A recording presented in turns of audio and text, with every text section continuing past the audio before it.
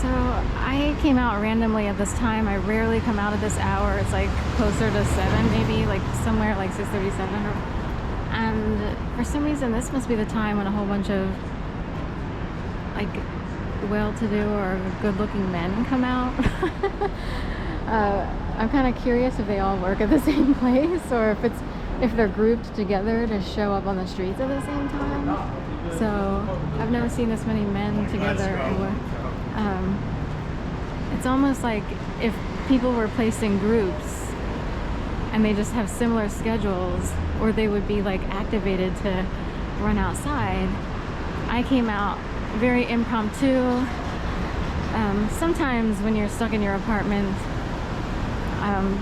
like bad vibes come around. I don't know if it's because it's a large apartment building, and it's sort of like women would say during their productive years that you wind up on the same cycle, like when you're around other women, meaning, you know, everybody sort of has the same thing go on every month at the same time. You wind up in sync with each other, and in a way that kind of suggests that people have the same energy vibes or on the same brain waves. What if you wind up in a building and you know, there are people who are technically at, dare I say, lower energy waves than you're supposed to exist at right now at this point in time, and it affects you negatively, and it's a bad feeling. So anyway, I wondered about that because the last place I lived in Philadelphia was a row home converted to apartments, and most of those people were going to like UPenn or whatever, and in general, you know, other things were going on. But anyway, there's bad energy somewhere, and it was better to get up. I actually called someone who lived near my mom and Aunt Jane in Gainesville, Florida. I don't like to call people all the time or bother. I'm one of these people where it'll take like a year, maybe 18 months, and I'll call.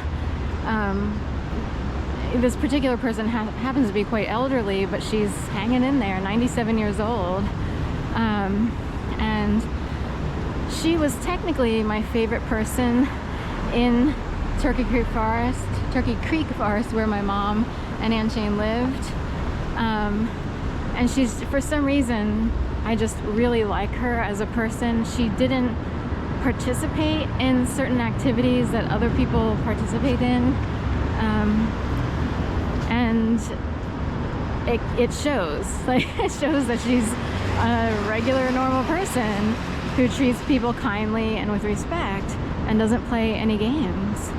And I can't thank her enough for existing as like one in a million. I'm so not kidding how bad a problem is across the board. Even in that little Turkey Creek forest, she was really the only one who I really liked because so many people behaved in very odd ways. Like it's in the realm of why are people doing this, you know? So thank you, God, for Teddy.